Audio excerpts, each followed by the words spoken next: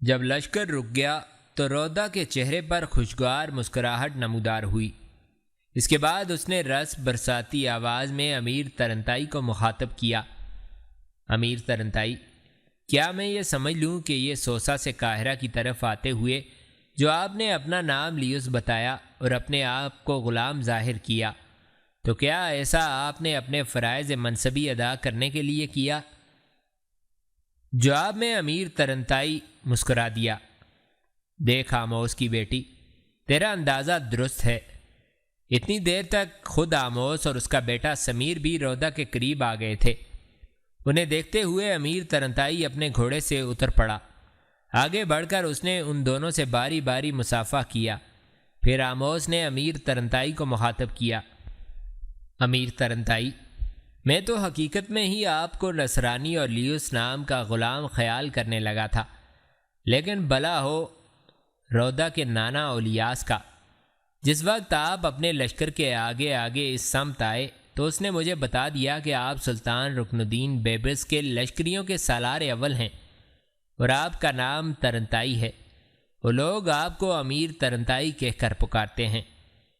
امیر ترنتائی، آپ کو غلام اور نصرانی سمجھتے ہوئے جو ناروا اور کمتر سلوک میری بیٹی، میرے بیٹے اور میں نے سوسا سے قاہرہ کے سفر کے دوران کیا، اس کے لیے میں معافی اور معذرت کا خواستگار ہوں۔ جس وقت آپ ہمیں لے کر قاہرہ پہنچے تھے تو میں چاہتا تھا کہ آپ کو انعام سے نوازوں، پر آپ اپنے گھوڑوں کو ہانکتے ہوئے چلے گئے تھے۔ مجھے بڑا افسوس ہوا تھا۔ رودا نے بھی کہا تھا کہ یہ غلام کیسا بے غرض ہے کہ ہم سے کچھ لیے بغیر گھوڑوں کو ہانکتا ہوا یہاں سے چلا گیا۔ امیر ترنتائی، اب آپ بتائیں، سوسا سے یہاں تک جو آپ نے مجھے، میری بیٹی اور سمیر کو بحفاظت پہنچایا، اس کے لیے میں آپ کی کیا خدمت کروں؟ امیر ترنتائی نے اس موقع پر ایک گہری نگاہ ان تینوں پر ڈالی۔ اس کے بعد آموس کو مخاطب کیا۔ بزرگ آموس، یوں جانو سوسا سے آپ لوگوں کو یہاں پہنچا کر میں نے ایک طرح سے اپنا فرض ادا کیا ہے۔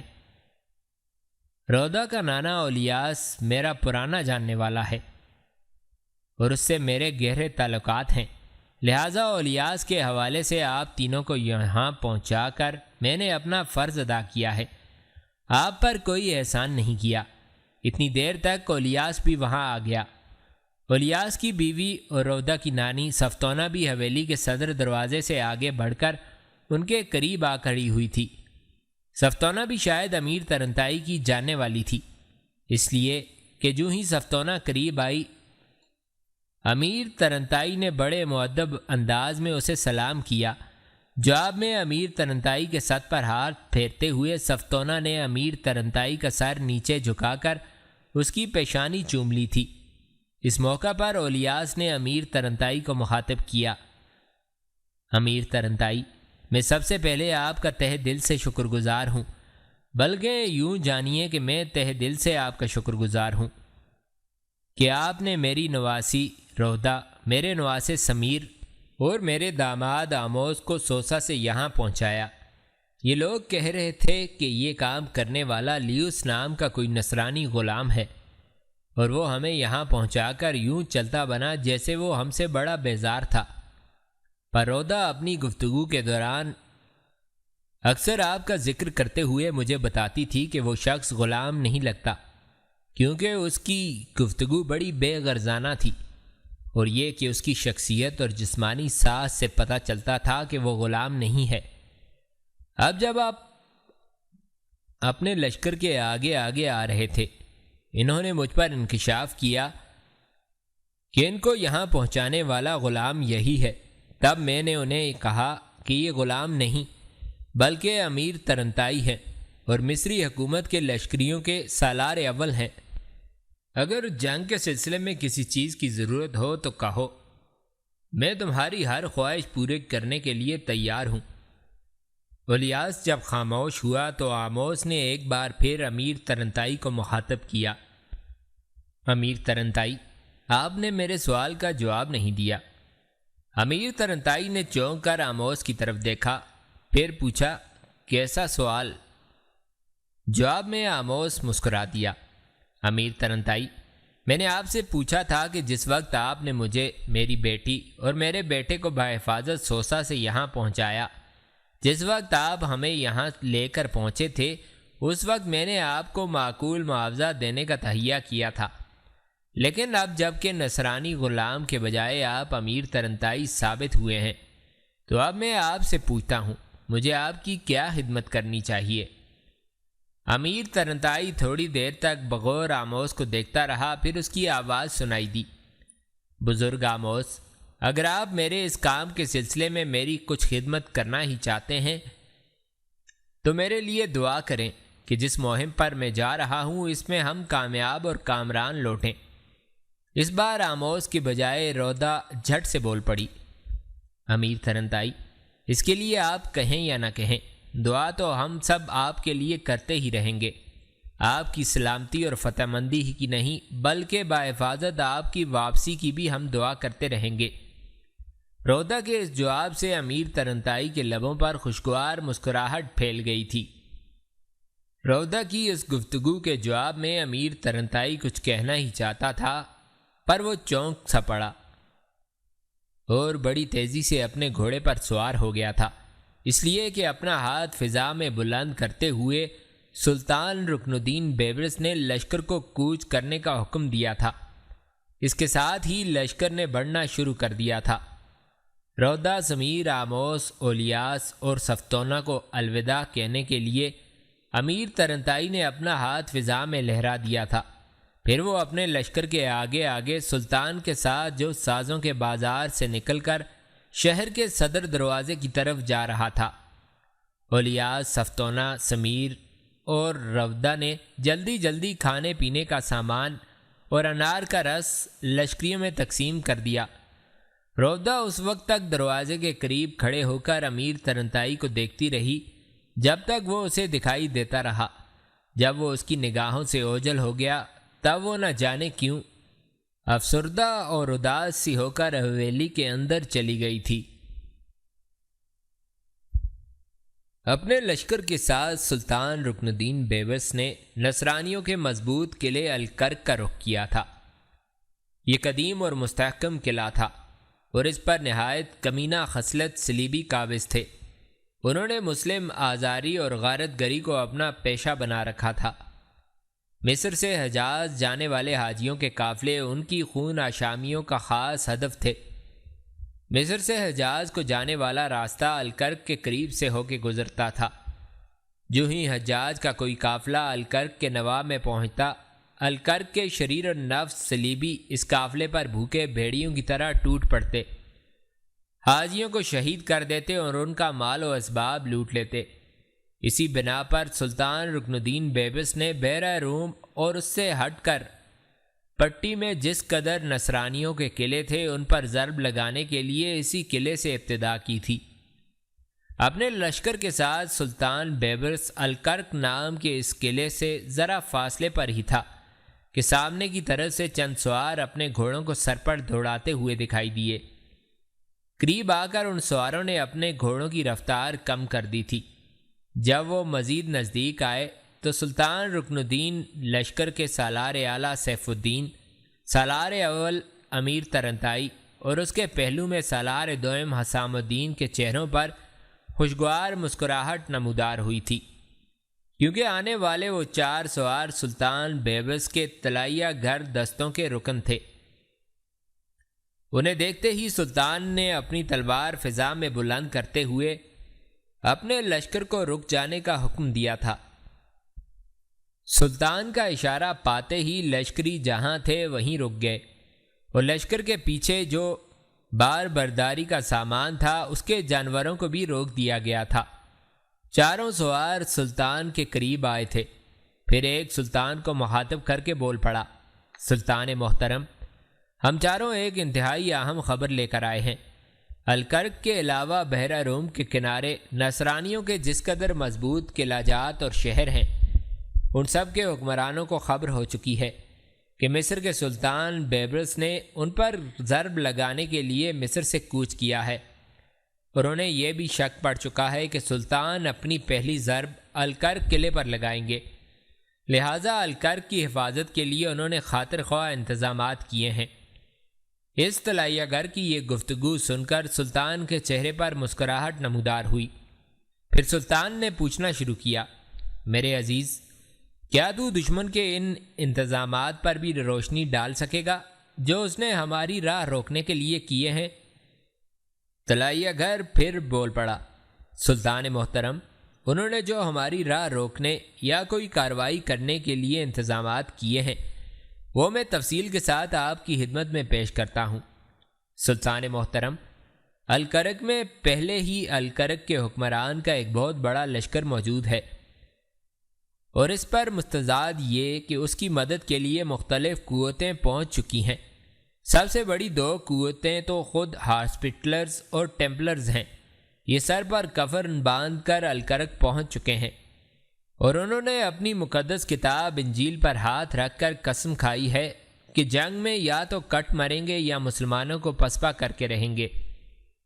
انطاکیہ کے حکمران بوئیمان نے بھی الکرک کی حفاظت کے لیے ایک لشکر روانہ کیا ہے۔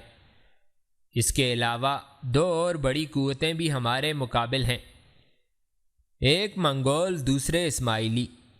سلطان محترم، جہاں تک منگولوں کا تعلق ہے ان کا خاقان ان دنوں ہلاکو خان کا بیٹا اباقا خان ہے۔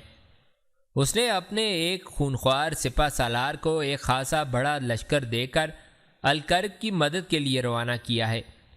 سلطان محترم، اسماعیلی مسلمان ہونے کا دعویٰ کرتے ہوئے بھی مسلمانوں کے خلاف منگول اور نصرانیوں سے اتحاد کر چکے ہیں۔ سلطان محترم، ان اسماعیلیوں یعنی باطنیوں نے اپنے ماضی سے کوئی سبق نہیں سیکھا۔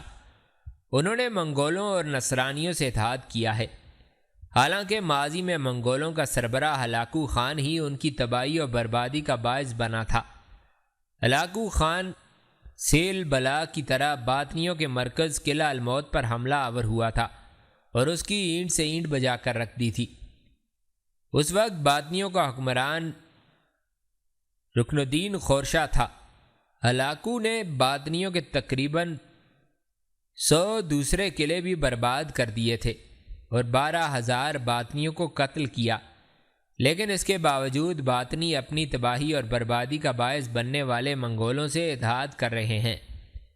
سلطان محترم، ہو سکتا ہے ہلاکو خان باطنیوں کے جو شام میں قلعے تھے ان کو بھی برباد کر دیتا، لیکن اس دوران ہلاکو آپ سے ٹکرایا اور اسے آپ نے بدترین شکست دے کر شام سے بھاگنے پر مجبور کر دیا، جس کا نتیجہ یہ نکلا کہ ان باطنیوں کا ہلاکو خان کے ہاتھوں کلیتاً خاتمہ نہ ہو سکا، اور باطنیوں کے جو قلعے شام میں تھے اپنی ساری طاقت اور قوت کو انہوں نے انہی قلعوں کے اندر جمع کر لیا ہے۔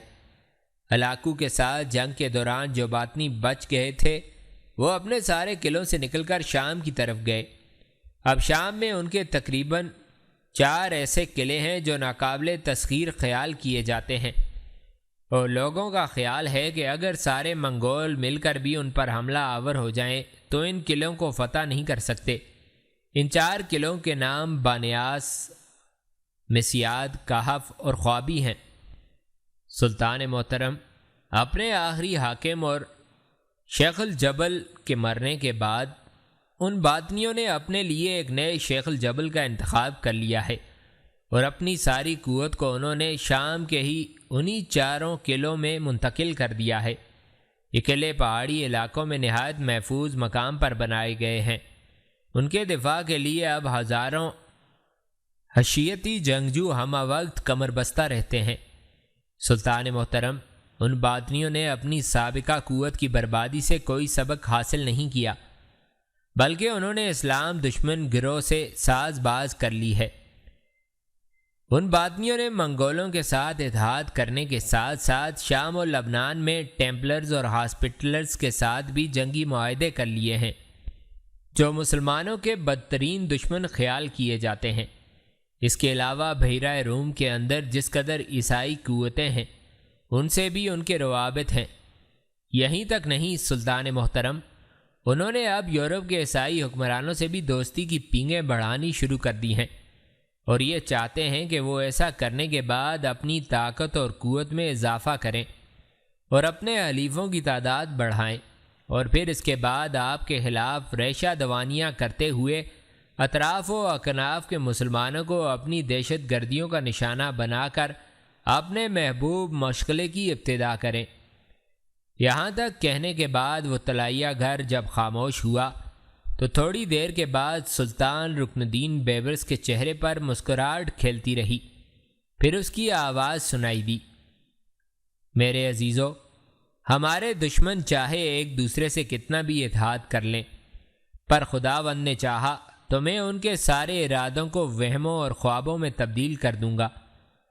جب یہ ہم سے ٹکرائیں گے تو اپنے خداوند کی نصرت کے سہارے ان سب کی حالت میں انشاءاللہ خشک پیڑ کی برہنہ شاخوں، حسرت برگ و باد دیکھتے سورج تلے غبار آلود افق اور زمین کے سینے پر رینگتے مخنی راستوں جیسی بنا کے رکھ دوں گا۔ یہاں تک کہنے کے بعد سلطان رکن الدین بیبرس جب خاموش ہوا تو وہ طلائیہ گر پھر بول پڑا، سلطان محترم، دشمن کی انصاری قوتوں نے اپنے آپ کو 2 حصوں میں تقسیم کیا ہے۔ الکرک کا لشکر اور انطاکیہ کے حکمران بوہیمان کا لشکر الکرک شہر سے باہر پڑاؤ کیے ہوئے ہے، جبکہ ایک اور لشکر جس میں منگول، باطنی، ہاسپٹلرز اور ٹیمپلرز شامل ہیں، وہ الکرک سے چند میل شمال میں قیام کیے ہوئے ہے۔ سلطان محترم، دشمن کا یہ خیال ہے کہ جب آپ الکرک پر حملہ آور ہوں گے تو الکرک اور بوہیمان کے لشکر آپ کو اپنے ساتھ الجھائے رکھیں گے۔ اسی الجھاؤ کے دوران منگولوں، باطنیوں، ہاسپٹلروں اور ٹیمپلروں کا متحدہ لشکر پشت کی طرف سے آپ پر حملہ آور ہو کر آپ کو ناقابل تلافی نقصان پہنچائے گا اور مصر کی طرف بھاگ جانے پر مجبور کرے گا۔ سلطان رکن الدین بیبرس پھر بول پڑا، میرے عزیز، یہ فیصلہ تو میرا خداوند ہی کرے گا کہ الکرک کے نواح میں ہونے والی اس متوقع جنگ میں کون بھاگتا ہے اور کون تعاقب کرتا ہے، کون زیر رہتا ہے، کون زبر، کون فاتح ہوتا ہے اور کون مغلوب بن کر سامنے آتا ہے۔ اب تم جاؤ اور دشمن پر کڑی نگاہ رکھو۔ میں تمہارا شکر گزار ہوں کہ تم نے دشمن کے متعلق اس قدر تفصیل کے ساتھ معلومات فراہم کیں۔ سلطان کا حکم ملتے ہی وہ چاروں طلائیہ گر وہاں سے ہٹ گئے تھے۔ سلطان نے پھر اپنے لشکر کو پیش قدمی کا حکم دے دیا تھا۔ سلطان نے پیش قدمی کرتے ہوئے اب اپنا راستہ تبدیل کیا۔ الکرک شہر سے ہٹ کر وہ تھوڑا شمال کی طرف بڑھ گیا۔ اپنے جاسوس روانہ کر کے سلطان نے اندازہ لگا لیا تھا کہ وہ لشکر جو منگولوں، باطنیوں، ہاسپٹلرز اور ٹیمپلرز پر مشتمل ہے وہاں گھات لگائے ہوئے ہے۔ اس کے بعد سلطان شمال سے جنوب کی طرف مڑا اور الکرک کے قریب اس نے پڑاؤ کیا تھا۔ اس کے قریب ہی الکرک اور انطاکیہ کے حکمران بوہیمان کے لشکر پڑاؤ کیے ہوئے تھے اور دونوں لشکر اپنے پڑاؤ میں ایک دوسرے کو دیکھ سکتے تھے۔ سلطان بیبرس نے ابھی اپنے لشکر کے ساتھ پڑاؤ کیا ہی تھا کہ پشت کی جانب سے منگول، باطنی، ہاسپٹلرز اور ٹیمپلرز بھی نمودار ہوئے اور انہوں نے بھی کچھ فاصلے پر اپنے متحدہ لشکر کا پڑاؤ کیا تھا۔ یہ صورتحال دیکھتے ہوئے سلطان بیبرس نے سیف الدین ترنتائی اور حسام الدین کو طلب کیا۔ جب وہ تینوں سلطان کے پاس آئے تو سلطان نے ان تینوں کو مخاطب کیا، میرے عزیزو، تم دیکھتے ہو کہ ہماری دونوں جانب دشمن پڑاؤ کر چکا ہے۔ الکرک کی جانب خود الکرک اور انطاکیہ کے حکمران بوہیمان کا لشکر ہے۔ ہمارے پیچھے یعنی شمال کی جانب منگولوں، ہاسپٹلرز، ٹیمپلرز اور باطنیوں کا لشکر پڑاؤ کر چکا ہے۔ سنو میرے عزیزو، صورتحال سے نمٹنے کے لیے میں نے ایک لائحہ عمل تیار کیا ہے۔ مجھے امید ہے کہ میری اس تجویز سے تم تینوں اتفاق کرو گے۔ میرا ارادہ یہ ہے کہ جنگ فی الفور شروع کر دی جائے۔ اگر ہم نے جنگ کی ابتدا نہ کی تو دشمن ہم پر حملہ آور ہونے میں دیر نہیں لگائے گا، اس لیے کہ وہ جانتے ہیں ہم لگاتار سفر کرتے ہوئے تھکے ہوئے ہیں، لہٰذا وہ ہماری تھکاوٹ سے فائدہ اٹھائیں گے۔ ان کے فائدہ اٹھانے سے پہلے ہمیں ضرب لگا دینی چاہیے۔ میرے عزیزو، لشکر کو میں 4 حصوں میں تقسیم کرتا ہوں اور یہ چاروں حصے ہم چاروں کی کمانداری میں ہوں گے۔ میں اور سیف الدین اپنے سامنے الکرک کے نواح میں پڑاؤ کرنے والے الکرک اور بہیمان کے لشکر پر ضرب لگائیں گے، جبکہ ترنتائی اور حسام الدین دونوں منگولوں، باطنیوں، ہاسپٹلرز اور ٹیمپلروں کے لشکر پر ضرب لگائیں گے۔ مجھے امید ہے کہ ہم اپنے خداوند کی نصرت کے سہارے ان دونوں لشکروں کو رونتے ہوئے نکل جائیں گے۔ سلطان رکن الدین بیبرس جب خاموش ہوا تو سیف الدین بول پڑا، سلطان محترم، میں آپ کی اس تجویز سے مکمل طور پر اتفاق کرتا ہوں۔ مجھے امید ہے کہ ترنتائی اور حسام الدین دونوں ایسا ہی کریں گے۔ اس موقع پر ترنتائی بول پڑا، محترم امیر سیف الدین، آپ نے صحیح کہا، میں اور حسام الدین دونوں بھی اس تجویز سے اتفاق کرتے ہیں۔ میرے خیال میں ہمیں حملے کی ابتدا کرنے میں دیر نہیں کرنی چاہیے۔ ترنتائی میرے بیٹے، تم ٹھیک کہتے ہو، ہمیں فی الفور دشمن پر ضرب لگانی چاہیے اور دشمن کے خلاف اپنی برتری ثابت کرنی چاہیے۔ سلطان رکن الدین بیبرس نے امیر ترنتائی کی تائید کی تھی۔ اس کے بعد سلطان رکن الدین بیبرس فوراً حرکت میں آیا۔ اپنے لشکر کو اس نے 4 حصوں میں تقسیم کیا، ایک حصہ اپنے پاس رکھا، دوسرا سیف الدین، تیسرا ترنتائی اور چوتھا حسام الدین کی کمانداری میں دے دیا گیا۔ پھر خود سلطان رکن الدین بیبرس اپنے سپہ سالار اعلیٰ سیف الدین کے ساتھ اپنے لشکر کے 2 حصوں کو لے کر آگے بڑھا تھا تاکہ الکرک کے لشکر اور بہیمان کے لشکر پر ضرب لگا سکیں۔ سلطان رکن الدین بیبرس اور سپہ سالار اعلیٰ سیف الدین دونوں کی کروٹیں بدلتی رات میں صبح کے متلاشی ستاروں، یادوں کے سنگم میں کرب کے بھونچال کی طرح آگے بڑھے۔ فیروز میں رنگ جماتی سورج کی پوروں، دل کی گلیوں میں زندگی کے انمول سکوں کی کھنک، برف سے ڈھکی وادیوں میں وقت کے بدترین گلیشیئر اور اڑتے لمحوں کی رفتار میں بشارتوں کے موسم کی طرح وہ حملہ آور ہوئے تھے۔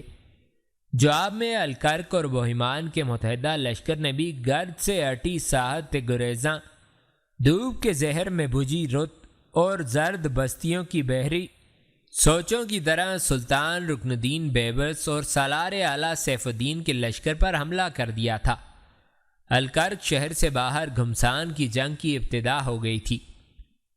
جس وقت سلطان رکن الدین بیبرس اور سیف الدین حملے کی ابتدا کر رہے تھے، امیر ترنتائی اور حسام الدین اپنے حصے کے لشکریوں کو لے کر علیحدہ ہوئے۔ پھر ترنتائی نے حسام الدین کو مخاطب کیا، حسام الدین میرے بھائی، دیکھ، جس لشکر سے ہم نے ٹکرانا ہے وہ ایک طرح سے 2 حصوں میں تقسیم ہے۔ ایک حصے میں منگول ہیں، دوسرے میں ہاسپٹلرز، ٹیمپلرز اور باطنی ہیں۔ اب میں یہ تم پر چھوڑتا ہوں کہ تم کس حصے پر ضرب لگانا پسند کرو گے۔ جواب میں حسام الدین تھوڑی دیر تک بڑی عقیدت سے ترنتائی کی طرف دیکھتا رہا، پھر بول پڑا، امیر ترنتائی، میں جانتا ہوں کہ آپ مجھ سے کہیں بہتر جنگ کا تجربہ رکھتے ہیں۔ مجھے منگولوں سے ٹکرانے اور ان پر ضرب لگانے کا خاصا تجربہ ہے، لہٰذا میں آپ سے گزارش کروں گا کہ مجھے منگولوں پر حملہ آور ہونے کا موقع دیں۔ میں ہاسپٹلرز، ٹیمپلرز اور باطنیوں کے طریقہ جنگ سے واقف نہیں ہوں، لہٰذا دشمن کے اس حصے کو میں آپ کے رحم و کرم پر چھوڑتا ہوں۔ اس موقع پر امیر ترنتائی کے چہرے پر مسکراہٹ نمودار ہوئی۔ پھر حسام الدین کا حوصلہ بڑھاتے ہوئے وہ کہنے لگا، سن حسام الدین، مجھے امید ہے کہ ہم دونوں اس متحدہ لشکر کے سامنے سے سرخرو ہو کر نکلیں گے۔ آؤ جنگ کی ابتدا کریں۔ اس کے ساتھ ہی سب سے پہلے امیر ترنتائی اپنے حصے کے لشکر کے ساتھ اجنبی شام میں کف و کوزہ گر پیش در پیش سلسلہ قہر و ابتلا اور خواب در خواب عذابوں کے نئے باگراں کی طرح حرکت میں آیا۔ پھر اس نے ہاسپٹلرز، ٹیمپلرز اور باطنیوں کے متحدہ لشکر پر لہو رنگ مناظر کھڑے کرتے جبر کے طوفان کی طرح حملہ کر دیا تھا۔ امیر ترنتائی کے ساتھ حسام الدین بھی دست قضا کے قہر، رقص فنا اور امیدوں کے دربند کر دینے والی دشت بلا کی طرح منگولوں کے لشکر پر ٹوٹ پڑا تھا۔ جواب میں منگول بھی حسام الدین پر حملہ آور ہوئے تھے۔ دوسری جانب ہاسپٹلرز، ٹیمپلرز اور باطنی بھی امیر ترنتائی کے سامنے جمتے ہوئے ترنتائی کے حملوں کو روکنے لگے تھے۔ سلطان رکن الدین بیبرس کے لشکر کے چاروں حصے اب بری طرح دشمن سے ٹکرا گئے تھے۔ میدان کارزار پوری طرح گرم ہو گیا تھا۔ جنگ کی بھٹی بڑھ کر اپنے عروج پر آ گئی تھی۔ عین اس موقع پر جب فضائیں ہر آہٹ پر کان لگائے اور کسی کی دستک سننے کو بے چین تھیں، سلطان رکن الدین نے بلند آوازوں میں تکبیریں پڑھنی شروع کی۔ اس کے جواب میں اس کے لشکری بھی سچے جذبوں کے جوہر کی طرح آس کے دامن تھامے فضاؤں میں پرجوش انداز میں تکبیریں بلند کرنے لگے تھے۔ دوسری جانب ایسی ہی کیفیت حسام الدین اور اس کے لشکریوں کی بھی تھی۔ پھر انہی تکبیروں میں ڈوبے جذبوں کے ساتھ امیر ترنتائی اور حسام الدین نے اپنے سامنے آنے والے دشمن پر ناقابل برداشت تکبیر آمیز نئے حملوں سے دشمنوں کی حالت ٹوٹے خواب، بکھری تعبیروں، یادوں سے خالی دل ہجر کی پلکوں میں اندو نہا کی طرح ہونے لگی تھی۔ ادھر سلطان رکن الدین بیبرس اور ان کے سپہ سالار اعلیٰ سیف الدین نے بھی دشمن پر زوردار حملے کرتے ہوئے میدان جنگ کی حالت بستیوں میں بھرتے اس بارود کی جیسی بنا دی تھی کہ جسے آگ دکھا کر بگ سے اڑا دینے کا وقت آ گیا ہو۔ سلطان بیبرس اور سیف الدین دشمن کے لشکر کی اگلی صفوں میں جس سمت کا بھی رخ کرتے، اس جانب دشمن کے لشکر کی حالت دلدل بنتے گلی کوچہ و بازار، اعمال کے دبوں اور اپنے گمگشتہ ماہ و وصال کی مٹی اٹھائے آخری شب کے گردن جھکائے ستاروں جیسی بنا کر رکھ دیتے تھے۔ امیر ترنتائی اور حسام الدین سے مقابلہ کرنے والے منگولوں، باطنیوں، ہاسپٹلرز اور ٹیمپلرز نے جب دیکھا کہ امیر ترنتائی اور حسام الدین لمحہ با لمحہ ان کے متحد لشکر کی حالت زخموں سے چور، چھلنی بدن وسعت کے بے رنگ خلا کی اداسی جیسی کر رہے ہیں، پھر انہوں نے آپس میں صلاح مشورہ کیا۔ پھر یک دم انہوں نے عملی قدم اٹھایا۔ وہ امیر ترنتائی اور حسام الدین کے سامنے سے بھاگ کھڑے ہوئے اور ایک چکر کاٹتے ہوئے اس سمت بڑھے جہاں سلطان رکن الدین اور سیف الدین الکرک کے قلعہ سے باہر دشمن سے نبرد آزما تھے۔ منگولوں، باطنیوں، ہاسپٹلرز اور ٹیمپلرز کا یہ ارادہ تھا کہ وہ یکدم پشت کی جانب سے سلطان بیبرس اور سیف الدین پر حملہ کر کے ان کا صفایا کر دیں۔ اس کے بعد ترنتائی اور حسام الدین سے نمٹنا سہل ہو جائے گا۔ امیر ترنتائی بھی دشمن کے ارادوں کو بھانپ چکا تھا، لہٰذا حسام الدین کے ساتھ وہ بھی منگولوں، باطنیوں، ہاسپٹلرز اور ٹیمپلرز کے تعاقب میں لگ گیا۔ ادھر سلطان رکن الدین اور سیف الدین نے بھی دیکھ لیا تھا کہ دشمن کے لشکر کا دوسرا حصہ امیر ترنتائی اور حسام الدین کے سامنے سے بھاگ کر ان کی پشت کی طرف سے حملہ آور ہونا چاہتا ہے، لہٰذا سلطان نے فوراً سیف الدین کو حکم دیا کہ وہ اپنا رخ پھیر کر پشت کی جانب سے حملہ آور ہونے والے دشمن کو روکے، جبکہ خود سلطان اپنے حصے کے لشکر کے ساتھ قلعہ الکرک سے باہر نبرد آزما دشمن پر بڑی تیزی اور زور سے ضربیں لگانے لگے تھے۔ منگولوں، باطنیوں، ہاسپٹلرز اور ٹیمپلرز کا خیال تھا کہ سلطان رکن الدین اور سیف الدین کی پشت کی طرف سے حملہ آور ہو کر وہ اپنے لیے فوائد حاصل کر لیں گے، لیکن ان کے سارے ارادوں کو خاک میں ملا دیا گیا، اس لیے کہ امیر سیف الدین اپنے حصے کے لشکر کے ساتھ مڑا۔ پھر وہ ولولوں کی جوش مارتی آندھیوں کی طرح پشت کی طرف سے حملہ آور ہونے والے متحدہ لشکر پر ٹوٹ پڑا تھا۔ امیر سیف الدین کا یہ حملہ ایسا زوردار اور جان لیوا تھا کہ منگولوں، ہاسپٹلرز اور ٹیمپلرز کے متحدہ لشکر کو امیر سیف الدین نے اپنے سامنے رک جانے پر مجبور کر دیا تھا۔ اسی لمحہ ایک انقلاب، ایک طوفان برپا ہوا۔ امیر ترنتائی اور حسام الدین جو آگے پیچھے دشمن کے تعاقب میں لگے ہوئے تھے، وہ بھی نزدیک پہنچ گئے۔ سب سے پہلے امیر ترنتائی امیر سیف الدین کے لشکر سے ٹکرانے والے دشمن کے لشکر کی پشت پر نمودار ہوا، پھر اس نے ان کی پشت کی طرف سے ایسا زوردار حملہ کیا تھا کہ امیر ترنتائی اپنے لشکر کے ساتھ دشمن کے لشکر میں تیز اور نوکیلے خنجر کی طرح دور تک گھستا چلا گیا تھا۔